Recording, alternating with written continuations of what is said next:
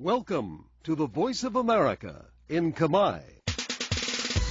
Direct from Washington, the Voice of America, VOA. សួស្តីអស់លោកអ្នកស្ដាប់ជាទីមេត្រី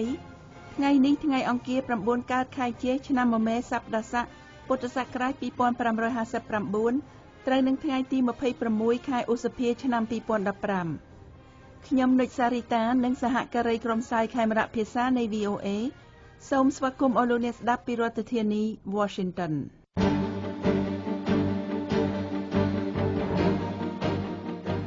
ជាកិច្ចចាប់ផ្ដើមលោកឈឹមសុមេតសូមជូនដើមរឿងនៃព័ត៌មានសំខាន់ៗនៅព្រឹកនេះ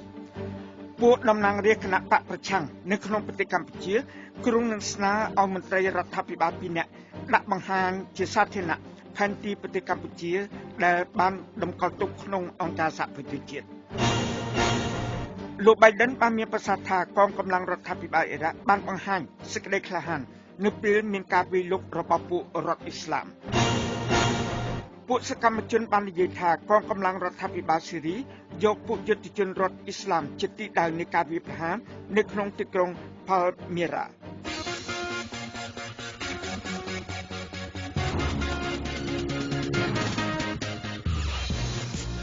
នៅក្នុងកម្មវិធីផ្សាយជាបន្តបន្ទាប់នៅពេលព្រឹកនេះលោកអ្នកនឹងបានស្ដាប់សេចក្តីរាយការណ៍អំពីប្រទេសម៉ាឡេស៊ីចាប់ផ្ដើមជីកកកាយសាកសពពីរណ្ដៅសាកសពរួមមួយក្រសួងមហាផ្ទៃនៃប្រទេសកម្ពុជាថ្លែងការពីខ្លួនអំពីច្បាប់សមាគមនិងច្បាប់អង្គការមិនមែនរដ្ឋាភិបាលដ៏ចម្រូងចម្រាសព្រះអង្គម្ចាស់នរោត្តមរណរដ្ឋរិះគន់គណៈបកប្រឆាំងនិងវប្បធម៌សន្តិនិកសូមលោកអ្នករងចាំស្ដាប់សេចក្តីពិស្ដារនៃរឿងទាំងនេះនៅក្រោយការផ្សាយព័ត៌មានអន្តរជាតិដែលជូនដល់លោកឈឹមសុមេតសូមអញ្ជើញលោកសុមេតអរគុណក្រុមតំណាងរាស្ត្រនៃគណៈបកប្រឆាំងស្នើនឹងគ្រងឲ្យមន្ត្រីរដ្ឋាភិបាល2នាក់ដាក់បង្ហាញជាសាធារណៈនៅផែនទីប្រទេសកម្ពុជាដែលតម្កល់ទុកនៅក្នុងអង្គការសហប្រជាជាតិដើម្បីការពារលំនៅឋាននិងដីស្រែចម្ការរបស់ប្រជារាស្ត្រខ្មែរដែលរស់នៅតាមខ្សែក្រវ៉ាត់ព្រំដែនរវាងប្រទេសកម្ពុជានិងវៀតណាមនេះបើតាមលោកហ៊ុលរស្មីអ្នកយកព័ត៌មានឲ្យ VOA សម្លេងសហរដ្ឋអាមេរិកផ្នែកផ្សាយជាខេមរៈភាសាក្រុមតំណាងរាស្ត្រនៃគណៈបកសង្គ្រោះជាតិបានបញ្ជាក់នៅថ្ងៃច័ន្ទថាវិធានការនេះគ្រោងធ្វើនៅមុនធ្វើការកោះហៅមន្ត្រីពីររូបនេះមកបំភ្លឺនៅរដ្ឋសភាជាតិការស្នើឲ្យបង្ហាញផែនទីរបស់ប្រទេសកម្ពុជានិងការត្រៀមកោះហៅសមាជិករដ្ឋាភិបាលដើម្បីបំភ្លឺពីបញ្ហាព្រំដែននេះគឺធ្វើឡើងនៅក្រៅពេលដែលអង្គភាពព័ត៌មាននិងប្រតិកម្មរហ័សរបស់ទីស្តីការគណៈរដ្ឋមន្ត្រីបង្ហោះវីដេអូឃ្លីបដែលមានរយៈពេលជិត1ម៉ោងកាលពីចុងសប្តាហ៍មុនបង្ហាញរដ្ឋមន្ត្រីការបរទេសហ៊ុនណាំហុងនិងប្រធានគណៈកម្មការព្រំដែនកម្ពុជាវ៉ាកំហុងថ្លែងការពីជំហររដ្ឋាភិបាលខ្មែរក្នុងការកំណត់បង្គោលព្រំដែនរវាងប្រទេសកម្ពុជានិងប្រទេសវៀតណាមក្នុងខេត្តត្បូងឃ្មុំដោយឈរលើផែនទី1លើ1សែនដែលបានតម្កល់ទុកនៅឯអង្គការសហប្រជាជាតិបន្ទាប់ពីប្រទេសកម្ពុជាបានទទួលឯករាជ្យពីអាណានិគមបារាំងក្នុងឆ្នាំ1953លោកម៉ៅមុតនីវ៉ាន់តំណាងរាជគណៈបក្សសង្គ្រោះជាតិខេត្តកំពង់ចាមបានបញ្ជាក់ប្រាប់ VOA ខេមរៈភាសាថាលោកត្រៀមនឹងដាក់សំណើឲ្យមានការបង្ហាញផែនទីកម្ពុជាជាសាធារណៈបន្ទាប់ពីសមាជិករដ្ឋាភិបាលទាំងពីរគឺលោកហ៊ុនណាំហុងនិងលោកវ៉ាកំហុងមានប្រតិកម្មលើភាពចម្រូងចម្រាសនៃបញ្ហាព្រំដែននៅក្នុងឃុំជាំក្នុងខេត្តត្បូងឃ្មុំដែលបានកើតឡើងនាពេលថ្មីៗនេះនឹងការរុលចូលទឹកដីខ្មែរពីភាគីវៀតណាមនៅក្នុងខេត្តកំពតនៅក្នុងវីដេអូឃ្លីបរបស់អង្គភាពព័ត៌មាននិងប្រតិកម្មរហ័សនោះលោកហ៊ុនណាំហុងដែលអមដោយមន្ត្រីរដ្ឋាភិបាល3នាក់ផ្សេងទៀតក្នុងកិច្ចពិភាក្សាតុមូលមួយបានបកស្រាយពីការចោទប្រកាន់របស់អ្នកតំណាងរាស្ត្រនៃគណៈបក្សសង្គ្រោះជាតិពីភាពមិនច្បាស់លាស់ទាក់ទងនឹងការកំណត់ព្រំដែនរវាងប្រទេសកម្ពុជានិងវៀតណាមនៅក្នុងឃុំជាំស្រុកមីមុតខេត្តត្បូងឃ្មុំរដ្ឋមន្ត្រីការបរទេសខ្មែរបកស្រាយថាគណៈកម្មការព្រំដែនកម្ពុជាវៀតណាមបានបោះបង្គោលព្រំដែនហើយនៅស្រុកមីមុតនេះគឺបង្គោលព្រំដែន94និង95ដោយឃើញប្រជារាស្ត្រយើងនៅតំបន់នោះធ្វើស្រែចម្ការចំនួន100ហិកតា ក្រៅពីខ្សែបន្ទាត់ព្រំដែនស្របតាមផែនទីមួយលើមួយខ្សែនេះតែបន្ទាប់ពីពិភាក្សាចរចាជាមួយវៀតណាមទុកឲ្យប្រជារាស្ត្រខ្មែរធ្វើស្រែចម្ការនេះក្រៅពីខ្សែបន្ទាត់ព្រំដែនចូលទៅក្នុងដីវៀតណាមចំនួន16កណ្ដកសញ្ញា6ហិកតា ការលើកឡើងរបស់ហៅណាំហុងធ្វើឡើងបន្ទាប់ពីការចាប់ប្រកាន់ពីតំណាងរាស្ត្រនៃគណៈបក្សសង្គ្រោះជាតិពីររូបគឺលោកម៉ៅមុនីវ៉ាន់ថាការបោះបង្គោលព្រំដែនជាមួយវៀតណាមដោយផ្អែកលើសន្ធិសញ្ញាបន្ថែមដែលអនុម័តដោយសភាជាតិនៃប្រទេសកម្ពុជានៅឆ្នាំ2005បានធ្វើឲ្យប្រទេសកម្ពុជាបាត់ដីចូលទៅក្នុងប្រទេសវៀតណាម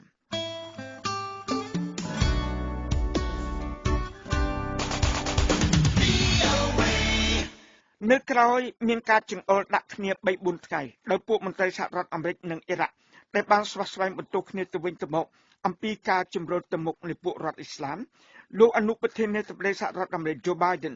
បានបញ្ជាក់ជាថ្មីអំពីការគាំទ្ររបស់រដ្ឋាភិបាលក្រុង Washington ដល់រដ្ឋាភិបាលអ៊ីរ៉ាក់កាលពីថ្ងៃច័ន្ទនៅក្នុងការហៅទូរស័ព្ទមួយនៅបនរំលឹកវិញ្ញាណក្ខន្ធយុទ្ធជន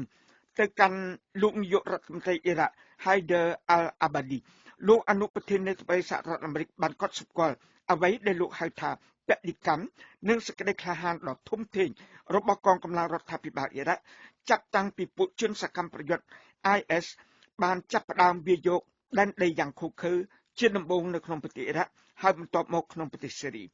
កាលពីថ្ងៃអាទិត្យពួកមន្ត្រីសហរដ្ឋអាមេរិកជាន់ខ្ពស់បានសាកសួរអំពីឆន្ទៈរបស់កងកម្លាំងអ៊ីរ៉ាក់នៅក្នុងការប្រយុទ្ធដែលកំពុងមានធ្វើប្រឆាំងនឹងពួកជនសកម្មប្រយុទ្ធរដ្ឋអ៊ីស្លាមដែលនាំឲ្យមានការឆ្លើយតបយ៉ាងខ្លាំងពីរដ្ឋាភិបាលក្រុងបាដាតនិងមានការរិះគន់ថ្មីនៅក្នុងរដ្ឋធានី Washington អំពីយុទ្ធសាស្ត្ររបស់លោកប្រធានាធិបតីសហរដ្ឋអាមេរិក Barack Obama ក្នុងការយកជ័យជំនះលើពួកជនសកម្មប្រយុទ្ធនេះការឆ្លើយឆ្លងគ្នាខាងការទូតនេះមានឡើងនៅពេលពួករដ្ឋអ៊ីស្លាមកំពុងពង្រឹងកម្លាំងរបស់ពួកវានៅក្នុងទីក្រុងរ៉ាម៉ាឌីនៃប្រទេសអ៊ីរ៉ាក់កងកម្លាំងយោធានិងកងកម្លាំងយោធាប្រតិបត្តិអ៊ីរ៉ាក់កំពុងប្រុងប្រៀបធ្វើការវាយប្រហារតបតដើម្បីរុញច្រានទៅក្រោយខ្សែជួរមុខនៅក្នុងខេត្តអាន់បាក្រុមចម្រុះដឹកនាំដោយសហរដ្ឋអាមេរិកបានបន្ថយការវាយប្រហារតាមអាកាសលើទីក្រុងរ៉ាម៉ាឌីកាលពីយប់មិញដោយបានផ្ដោតការយកចិត្តទុកដាក់ច្រើនទៅលើការវាយប្រហារជាច្រើនក្នុងបណ្ដាការវាយប្រហារតាមអាកាស25ដងរបស់ខ្លួននៅក្នុងប្រទេសអ៊ីរ៉ាក់ទៅលើសម្បុកពួករដ្ឋអ៊ីស្លាមនៅក្នុងទីក្រុងម៉ូស៊ូលនិងទីក្រុងបាក់ដាឌីការវាយប្រហារតាមអាកាស10លើកថែមទៀតបានយកទីតាំងពួករដ្ឋអ៊ីស្លាមនៅក្នុងប្រទេសស៊េរីជាទីដៅនៃការវាយប្រហារ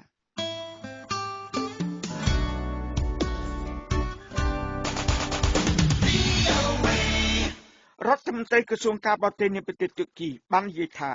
ដ្ឋាភិបាលលោកបានយល់ព្រមជាគោលការណ៍ជាមួយសហរដ្ឋអាមេរិកក្នុងការផ្ដល់កិច្ចការពារតាមអាកាសដល់ពួកឧទាមស៊េរីដែលកំពុងវឹកវើដើម្បីប្រយុទ្ធប្រឆាំងនឹងពួកជនសកម្មប្រយុទ្ធរដ្ឋអ៊ីស្លាមក្នុងប្រទេសស៊េរីលោកម៉ៅលូតវ៉ាគូសុកលូបាននិយាយប្រាប់បណ្ដាញផ្សាយព័ត៌មានទូគីក្នុងបទអត្ថាធិប្បាយត្រូវបោះពុម្ពផ្សាយកាលពីថ្ងៃច័ន្ទថាដោយគ្មានការគ្រប់គ្រងតាមអាកាសទេកម្មវិធីវឹកវើដែលបានត្រូវប្រកាសដោយប្រទេសទូគីនិងសហរដ្ឋអាមេរិកដើម្បីរៀបចំក្រុមសមាជិកប្រឆាំងមិននិយមជ្រុលក្នុងប្រទេសសម្រាប់ធ្វើការប្រយុទ្ធអាចជាការគ្មានន័យឡើយកាលពីថ្ងៃច័ន្ទដែរមន្ត្រីម្នាក់ផ្នែកការពារប្រទេសសហរដ្ឋអាមេរិកបានថ្លែងប្រាប់ VOA សម្លេងសហរដ្ឋអាមេរិកថារដ្ឋាភិបាលក្រុង Washington កំពុងពិភាក្សាជាមួយរដ្ឋាភិបាលក្រុងអង្ការ៉ា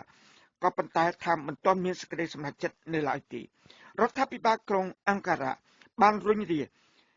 មានការរុញរាក្នុងការបញ្ជូនកងកម្លាំងយោធាខ្លួនឆ្លងកាត់ព្រំដែននៅក្នុងចំនួននេះនៅពេលជាមួយគ្នានេះកងកម្លាំងរដ្ឋាភិបាលស៊េរីបានធ្វើការវាយប្រហារតាមអាកាសយ៉ាងតិចណាស់15ដងកាលពីថ្ងៃច័ន្ទដោយយកពួកយុទ្ធជនរដ្ឋអ៊ីស្លាមនៅក្នុងទីក្រុងប៉ាល់មេរ៉ានៃប៉ែកកណ្ដាលប្រទេសជាទីដៅនៃការវាយប្រហារនេះបើតាមការនិយាយដោយពួកសកម្មជនស៊េរី The Voice of America, VOA. ទីភ្នាក់ងារព័ត៌មាន Associated Press បានរាយការណ៍ពីទីក្រុងកាន់ដាហាប្រទេសអាហ្វហ្គានីស្ថានថាមន្ត្រីអាហ្វហ្គានីស្ថានម្នាក់បាននិយាយថាប៉ូលីស19នាក់និងទាហាន7នាក់បានត្រូវសម្លាប់ដោយពួកជ ជនសកម្មប្រយុទ្ធតាលីប័នដែលបានឡោមព័ទ្ធអគារប៉ូលីសមួយមានកំផែងព័ទ្ធជុំវិញលោក Napaskan ប្រធានប៉ូលីសស្រុក Nozat ក្នុងខេត្ត Helmand នាប៉ែកខាងត្បូងនៃប្រទេសអាហ្វហ្គានីស្ថានស្ថិតនៅក្នុងអគារប៉ូលីសត្រូវឡោមព័ទ្ធនេះលោកបាននិយាយប្រាប់ទីភ្នាក់ងារព័ត៌មាន Associated Press តាមទូរស័ព្ទថាការប្រយុទ្ធគ្នាបានចាប់ផ្ដើមកាលពីព្រឹកថ្ងៃច័ន្ទនៅពេលពួកបះបោរវាយប្រហារកន្លែងឆេកឆេរជាច្រើនរបស់ពួកប៉ូលីសនៅក្នុងស្រុកនេះលោកខាន់បាននិយាយថានៅពេលនេះពួកបះបោរបានឡោមព័ទ្ធអគារមានកំផែងព័ទ្ធជុំវិញនេះរឹបអូសយកឡានប៉ូលីសនិងអាវុធហើយបានរាំងខ្ទប់ផ្លូវទាំងអស់ចេញពី Nozat លោកបានសុំឲ្យមានការឆ្លើយតបជាបន្ទាន់ពីរដ្ឋាភិបាលក្រុងកាប៊ូលខេត្ត Helmand ជាកន្លែងមមតំមួយយូរមកហើយរបស់ពួកតាលីប័នដែលបានយកអត្ថប្រយោជន៍ពីការផលិតអាភៀនយ៉ាងច្រើននៅក្នុងជ្រលងទន្លេមានជីជាតិលោកអ្នកនាងកំពុងស្ដាប់ការផ្សាយបន្តផ្ទាល់របស់ VOA ពីរដ្ឋធានី Washington ពួកអាជ្ញាធរម៉ាឡេស៊ីនិយាយថាពួកគេបានរកឃើញរណ្ដៅសាកសពចំនួន139និងជំរុំ28ដែលគេសង្ស័យថាជារបស់ពួកអ្នកជួញដូរមនុស្សក្នុងផ្នែកខាងជើងប្រទេសម៉ាឡេស៊ីលោក Steve Herman អ្នកឆ្លើយឆ្លងព័ត៌មានរបស់ VOA រាយការណ៍ពីការិយាល័យ VOA ប្រចាំតំបន់អាស៊ីអាគ្នេយ៍នៅទីក្រុងបាងកកលោកជឹងប៉ូជីនសូមជូនសេចក្តីប្រែសម្រួល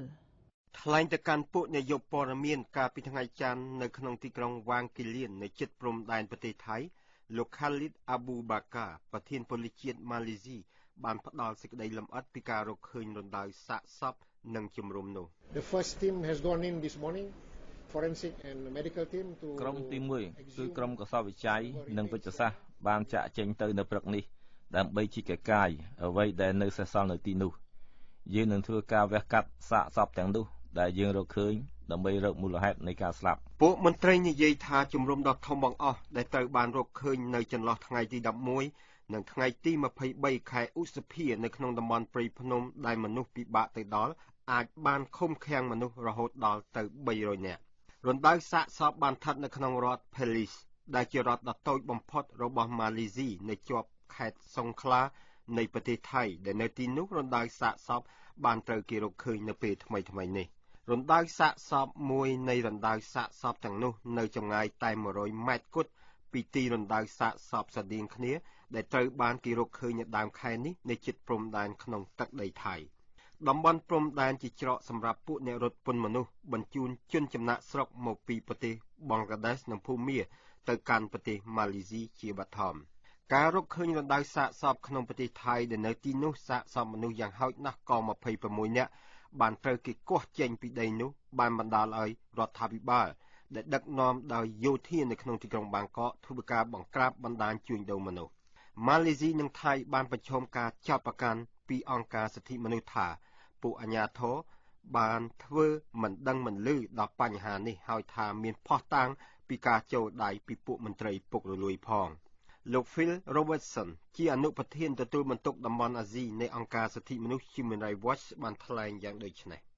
Clearly, this area has been an enclave for these ransom for release camps. ជាការពិតតំបន់នេះคล้ายជាទឹកដីសម្រាប់ពួកជួញដូរមនុស្សចាប់ចម្រិតមនុស្សយកប្រាក់ហើយខ្ញុំមិនជឿភ្លាមទេថាជំរំនោះអាចកើតមានឡើងដោយគ្មានការសំគំនិតពីពួកអាជ្ញាធរនោះទេឧត្តមសេនីយ៍ Khalid ប្រធានប៉ូលីសជាតិម៉ាឡេស៊ីបានត្រូវសាកសួរដោយពួកនាយកព័ត៌មានដើម្បីឆ្លើយតបនឹងការចោទប្រកាន់បែបនេះ We will investigate and we will not condone anybody យើងនឹងស៊ើបអង្កេតហើយយើងនឹងមិនដោយឲ្យជនណាធ្វើបែបនេះទេរួមទាំងមន្ត្រីម៉ាឡេស៊ីផងដែរប្រទេសថៃបានចាប់ខ្លួនមនុស្សឬបានចេញដីកាចាប់ខ្លួនមនុស្សជិត80នាក់ទាក់ទិននឹងការរត់ពន្ធមនុស្សនេះលោក Robertson នៃអង្គការសិទ្ធិមនុស្ស Human Rights Watch កំពុងអំពាវនាវឲ្យមានការស៊ើបអង្កេតឲ្យបានល្អិតល្អន់បន្ថែមទៀតនៅតាមបណ្ដោយព្រំដែននៃប្រទេសទាំងពីរ In Thailand, what we've seen is local politicians and នៅក្នុងប្រទេសថៃអ្វីដែលយើងបានឃើញគឺពួកអ្នកនយោបាយនិងប៉ូលីសក្នុងស្រុកបានត្រូវចាប់ខ្លួននេះជាជំហានទី1ប៉ុន្តែពួកគេមិនបានចាប់ខ្លួនមេខ្លោងពិតប្រាកដដែលនៅក្រោយការជួញដូរមនុស្សនោះទេហើយខ្ញុំរំពឹងថាយើងអាចឃើញការចាត់វិធានការស្រដៀងគ្នានេះ នៅខាងប្រទេសម៉ាឡេស៊ីគឺពួកអ្នកតូចតាចទទួលទោសជំនួសអ្នកដទៃទៀត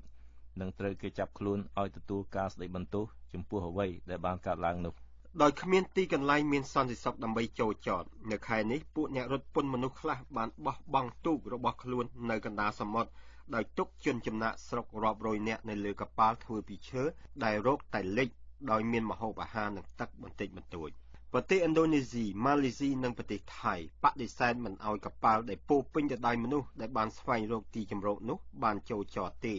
កាលពីសប្តាហ៍មុនឥណ្ឌូនេស៊ីនិងម៉ាឡេស៊ីដែលប្រឈមការរិះគន់ពីអន្តរជាតិបានប្រកាសថា